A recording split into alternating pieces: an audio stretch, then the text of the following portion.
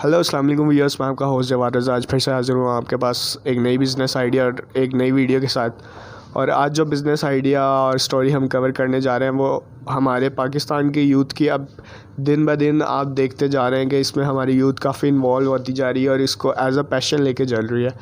उनको और किसी चीज़ के लिए टाइम मिले ना मिले, लेकिन गेमिंग के लिए उनके पास टाइम ही टाइम होता है। तो जब देखो गेमिंग, उनसे पूछ लो उनकी हॉबी क्या है, उनकी हॉबी होगी गेमिंग। उनकी लाइफ ही गेमिंग से शुरू होती है और गेमिंग पे एंड हो जाती है। काफ़ी मेरे खुद के दोस्त हैं जिनको मैं जानता हूँ। तो चल के हम सर से बात करते हैं और जानते हैं इस गेमिंग इंडस्ट्री के बारे में और एक गेमिंग बिज़नेस के बारे में। अस्सलाम वालेकुम सर। जी वालेकुम अस्सलाम। हाँ जी भाईजान।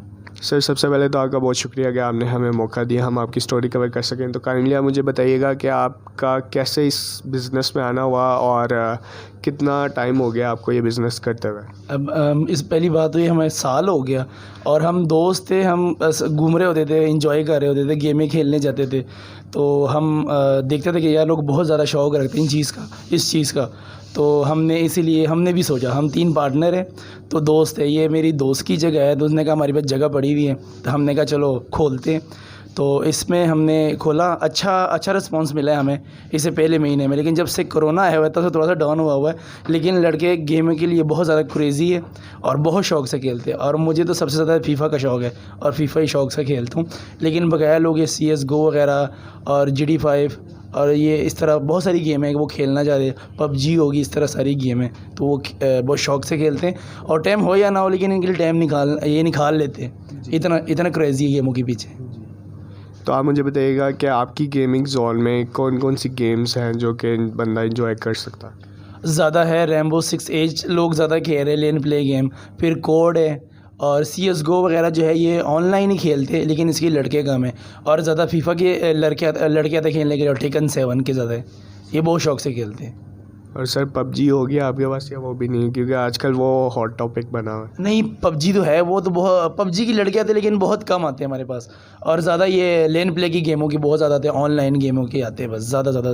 PUBG के प्ले एकदम दोस्त आए थे मेरे, वो कह रहे थे हमने टूर्नामेंट करवाना है, लेकिन मैंने पोस्टर भी लगा लिया था कि इतने खास PUBG के प्लेयर नहीं है। PUBG का ज़्यादा ये होता है कि वो मोबाइल में खेल रहे होते हैं और मोबाइल उनको ईजी लगता है, तो वो मोबाइल से खेलते हैं। तो सर आप मुझे गाइड कीजिएगा कि जैसा कि आप जानते हैं कि हमारी काफ़ी यूथ इसमें इंटरेस्ट भी रखती है और काफ़ी लोगों के लिए ये बिज़नेस जो है ना काफ़ी वो इंटरेस्ट शो करते हैं और इसमें आते भी हैं।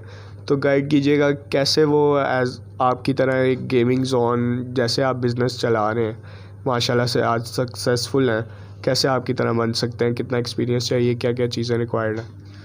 ये बंदे पे डिपेंड करता है कि उसमें कितना टैलेंट है। और टैलेंट की बात ये कुछ भी हो, देने वाला तो अल्लाह होता है। मेहनत करनी चाहिए बंदे को, और जो मेहनत करता है अल्लाह उसको उसका फल भी देता है।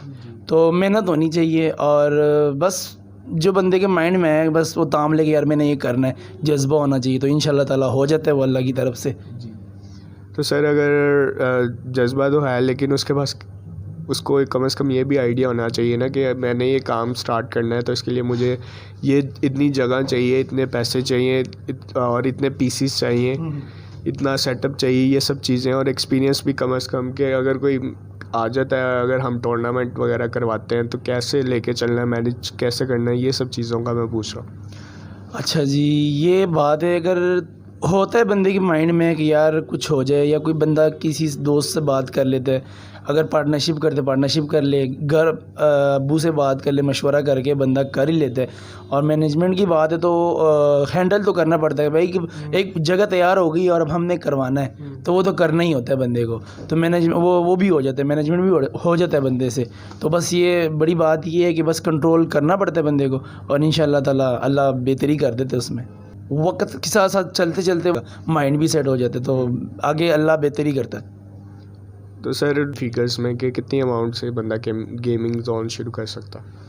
आपके पास कम से कम 12-13 लाख तो होना चाहिए, अगर आपकी जगह अपनी है। अगर जगह अपनी नहीं है तो फिर आपको ज़्यादा होनी चाहिए, 20-25 लाख रुपए होना चाहिए, क्योंकि ये सामान वगैरह ख़रीदना, हर चीज़ लाना, तो हर चीज़ पे पैसे लग। छोटी छोटी चीज़ इतनी महंगी है कि हर चीज़ 600-700 से नीचे नहीं है, तो कम से कम 20 लाख तो आपके पास होना चाहिए। और फिर आप अगर अपनी जगह नहीं है, फिर रेंट हो तो उसका किराया देना, बिजली का बिल, नेट का, तो कम से कम आपको स्टार्टिंग में आपके पास 15 लाख अगर आप लगा भी लेना तो 3-4-5 लाख आपके पास मौजूद होना चाहिए अर्जी तौर पे। हाँ जी, पेंटी कैश होना चाहिए।